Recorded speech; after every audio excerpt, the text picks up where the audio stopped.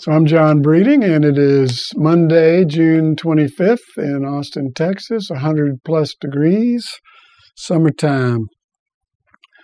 This is chapter 5 in the video series on leaving home, the journey from birth to emerging adulthood.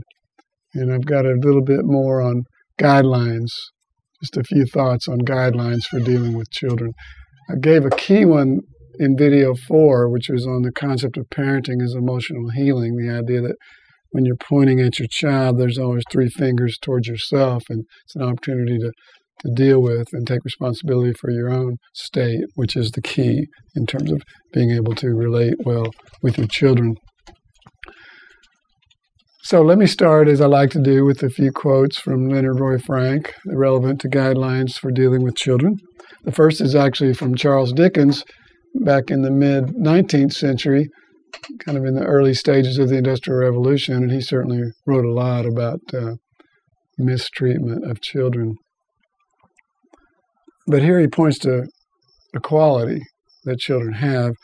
He says that in the little world in which children have their existence, whosoever brings them up, there is nothing so finely perceived and so finely felt as injustice. Right? So anybody who's been around children much knows that, there's a sense of fairness that seems inherent in our nature, and a sense of justice and fair play, and a feeling of righteous indignation that comes to perceived injustice. So it needs to be honored and understood. Here's one from Alicia Lieberman, 1993, talking about the emotional life of the toddler, but it's a basic point here. Physical punishment, such as spanking, teaches a toddler that might makes right and that it's fine to hit when one is stronger and can get away with it. That speaks for itself. And here's one from my book, The Wildest Colts Make the Best Horses, about the eyes of delight, which is my favorite concept. To see your child through the eyes of delight is the greatest gift you can give to your children and to yourself. So that's the reference point, the eyes of delight. If you're not in that place of seeing your child through the eyes of delight the majority of the time, then you really need to do some work to bring yourself back into that place, because that's a really sad thing for the child, and it's a really sad thing for yourself if you're not able to experience delight in having these children with you. So that's the reference point.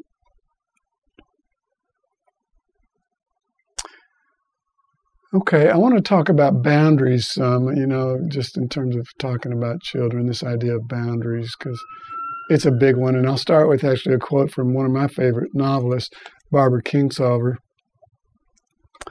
She's written some great stuff like, can't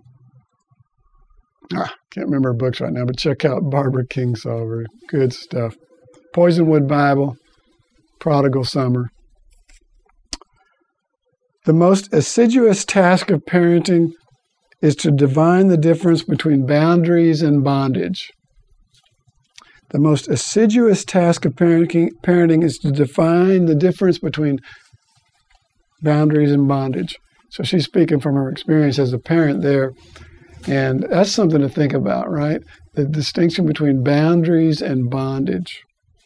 We've talked some about boundaries really already. It's related to the whole thing that we talked about with attachment theory, and the whole thing of closeness and separateness. And we've got these 2 things going on, this paradox of connection and autonomy. Connected together, separate. And the task of the child, to achieve this incredible thing, beginning really by about age 3, where you can have closeness and separateness at the same time. You can be true to yourself, even in defiance or disagreement with your loved one, and without having to sacrifice connection. Very, very difficult to do, and something we adults struggle with a lot, right? It's a paradox. And so with boundaries, it's tricky business, because, you set a boundary, but it's also true that you stay connected. And so it's a fluid thing. It's not something that can be defined in a formula, although you may try to do that. And when all else fails, we tend to go to the formula. or to the rules or to the rigidities, right? But boundaries are good. Appropriate expression of anger, for example, is about respects of boundaries. Your toe is stepped on. Get off my toe. You set a boundary. It's a self-protection against violation and intrusion, right? I told the story last time about myself and my son, how his powerful anger forced me to face my own if I wanted to stay in relationship with him. So even while I was learning how to set a boundary, I was really working with myself and realizing that, his struggle was mine in some ways, but not to confuse that. So children need limits, and so do you. But it goes both ways as a parent, not only with parents toward the children, but as a parent, oftentimes toward the children's grandparents, your own parents. It's that dynamic. I want to talk a little bit about this one. Because very often when you have children, especially babies, but children in general, the extended family gets involved. Your parents raised you a certain way. They have ideas about how you should raise your children, right? So I just want to share briefly about my own experience. My mom died 8 years ago, and I still miss her, but she really loved my two kids. She used to make this beef stroganoff or chicken stroganoff that my son really loved and always looked forward to. And she just had this great relationship with my daughter, who still misses her. But it was real difficult because my mom was a pretty anxious and controlling kind of person. And there was a lot of distress in my family, a lot of kids, a lot of distress. Mom tended to be rather anxious and controlling, like I said, and she was pretty strong in her opinions. And so she had strong opinions about how I should be as a parent. And it didn't sometimes jibe with my own decisions. For example, we were fledgling attachment parents, and that was not the generation that I was raised in. That was not my parents' style. This is an example also, when I determined we were not going to circumcise Eric, she really thought we should, for the reasons that you hear, that's for health or for he'll be embarrassed in the locker room, these kind of things, So basically I had to tell her to back off, and it sounds kind of harsh, but what it really was, Mom, if you want to have a relationship with your grandchildren, you need to step back, right? And she did want to have a relationship with them, so she stepped back. But it was difficult, and I'm grateful that she did. My father was more detached. He was a combat shot guy, World War II, pretty shut down emotionally. He's become more open in his old age, but he was kind of shame-based and not very tolerant of whining and crying and that kind of stuff. So for these various reasons, I and my children's mother, Susanna, had decided that we needed to limit somewhat my parents' time with my children. And especially that I didn't want to leave my children with them a lot when I wasn't around. So that was kind of sad. What it meant also was that we had to sacrifice a great benefit that one often gets from grandparents, which is you can leave your kids with them and get a parental vacation. We sacrificed that to a great extent. But they did manage to have a relationship and keep a relationship, and that was a success. I want to talk a little bit about two dynamics again from a slightly different angle. We've talked about connection and autonomy, closeness and separateness. Here, maybe talk about it from the point of view of connection and control. Remember, it's more important for children to be connected than just about anything, and the break of that connection causes extreme distress. So I want to mention an article on my website on wildestcults.com. It's called Our Lying Children, Lying.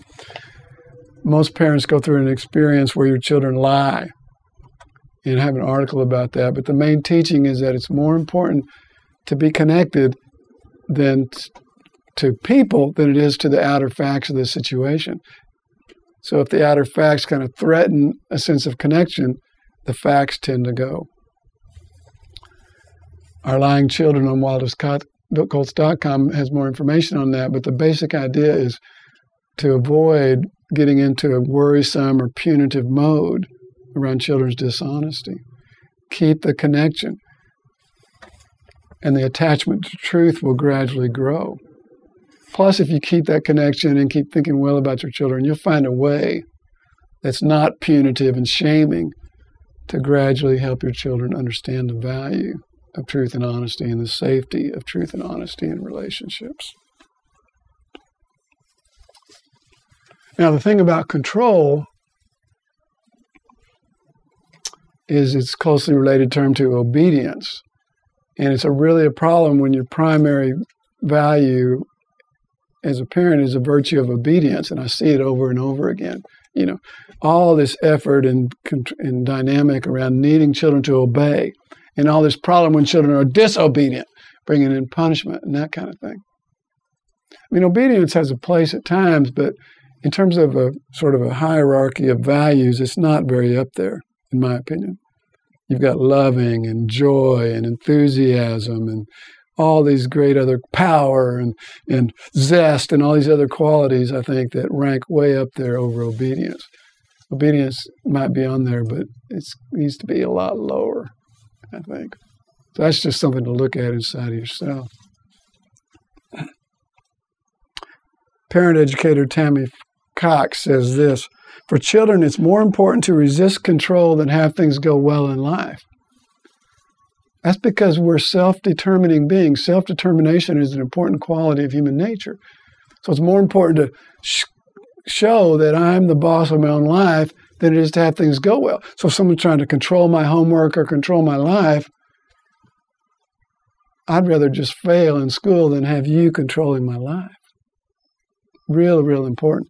You got to be in a place that you're not controlling your children's life. You're there to support and guide. And while you're doing it, watch for adultism. Watch for places where you disrespect the child in a way that you would not disrespect another adult. That's a place to always look at yourself. Now, there is a place for control in life, right? You know? Like, for example, your children are learning how to drive a car. You want them to learn how to drive a car with maximum control, or else they're going to kill somebody or themselves, right? There's a place for control. But when it comes to dealing with people, it's not a great place. Control your car. Don't control the people in your life. It won't lead to good outcomes of joy and happiness and pleasure in a relationship. But it is important to think about rank and power, because adults have every kind of rank and power over children. Parents have every kind of rank and power over children. You got physical rank, you got psychological rank, you know more about what's going on due to your experience. You've got economic rank, you've got social and political rank, right? And children expect you to use it, but with awareness and with fairness. And as another teacher of mine, Arnie Mendel, said, unfair use of rank causes revenge. That's a great aphorism. And it's a great explanation for a lot of things that you see in life. Unfair use of rank causes revenge. It's easy to see rank when you're on the receiving end of it, when you're the oppressed. But when you're in the powerful position, people tend not to see it. And that's the deal as a parent, to look at yourself and realize the power and rank that you have and use it judiciously and with awareness and fairness. And do what you can to get out of that position as much as possible so you can just enjoy your children and learn from them. There's a place for control, but control is mostly, I think, about fear. Gene Leloff, who had the term in-arms deprivation, saying a lot of us are anxious and stuff because we weren't carried as babies, right? She also talked about observing these cultures, where the toddlers are allowed to go free and play, and people aren't always worrying about them falling in the fire off a cliff, right? In our culture, we see a lot of fear and control. There's a woman named Lenora Canesi in New York City who became kind of famous. She made it to the news because she let her child, 9, 10, ride on the subway by himself. He really wanted to, and they sort of planned it and figured out a route, and he did that. But she became accused of being, a really bad mom, right, because she did this. But then she wrote a book called Free Range Kids, and she's just making this point that it's a good thing to allow your children to experience some free range and to look at the data, and all this fear is dangerous out there, when a lot of times the actual data shows it's safer than it was when you were a kid. It doesn't mean close your eyes and get stupid, but it means free up that fear inside of yourself and allow your children to have a life, Over and over again, we can kind of suppress and control our children, or we kind of relax and are confident. Right? We give them a pacifier to control their feelings, or we allow expression and deal with ourselves if crying is hard for us. Right?